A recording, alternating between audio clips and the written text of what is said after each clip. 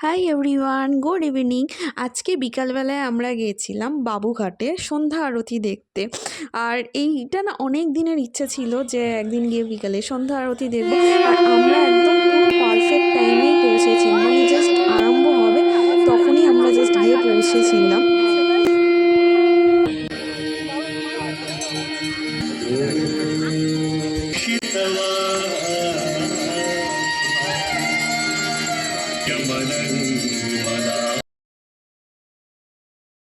আর আরতিটা এত সুন্দর করছে, মানে এত কিছু দিয়ে করছে, কখনো ধুনুচি, প্রদীপ, চামর, ময়ূরের পালক, শঙ্খ, জলশঙ্খ, ধুনুচি, প্রত্যেকটা নিয়ে এত সুন্দর করেছে আরতিটা, জাস্ট মনোবদ্ধ হয়েছে।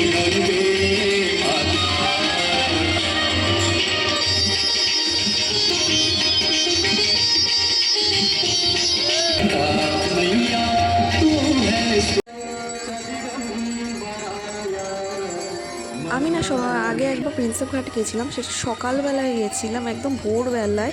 তো এটা হচ্ছে রাত্রের ভিউটা দেখতে গেছিলাম।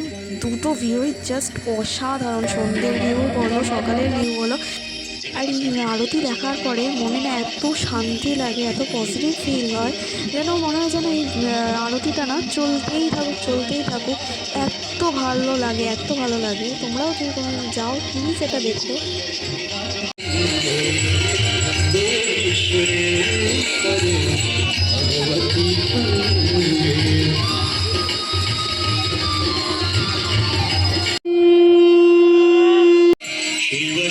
जटा पे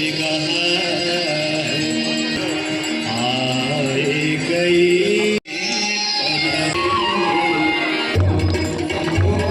তারপর এখানে আরতির শেষে এখানে প্রদীপ জ্বালাতে হয়, যেটা নিজেদেরকেই গঙ্গা আরতিটা করতে হয়। এই গঙ্গা আরতিটা করে তারপরে এখানে জলে ভাসিয়ে দিতে হয়। আর একটা জিনিস আমি দেখেছি, এই প্রদীপগুলো কিন্তু কারোরটা নেবে না, সবারটা মানে অনেক দূর অবধি যেতেই থাকে। তো তারপরে আমরা গেছিলাম হচ্ছে প্রিন্সেপ ঘাট। বাবুঘাট আর প্রিন্সেপ ঘাট তো অনেকটা কাছাকাছি, বেশ হেঁটে হেঁটে গেলাম। আর তারপরে ওখানে দেখতে পেলাম একটা ফুচকা। এই ফুচকার টেস্টটা না বেশ অন্যরকম ছিল, মানে দারুণ ছিল। আর তারপরে আবার গেলাম হচ্ছে পাওভাজি খেতে, কারণ প্রিন্সেপ ঘাটে তো পাওভাজি খেতেই হবে। প্রিন্সেপ ঘাটে পাওভাজি হচ্ছে সবথেকে স্পেশাল। আর এই পাওভাজিটা নিয়েছিলাম হচ্ছে আমি মালাই পাওভাজি, খেতে দুর্দান্ত ছিল। তো এইভাবেই কাটলো দিনটা। তো ভালো লাগলে প্লিজ সাবস্ক্রাইব করে দিও। টাটা।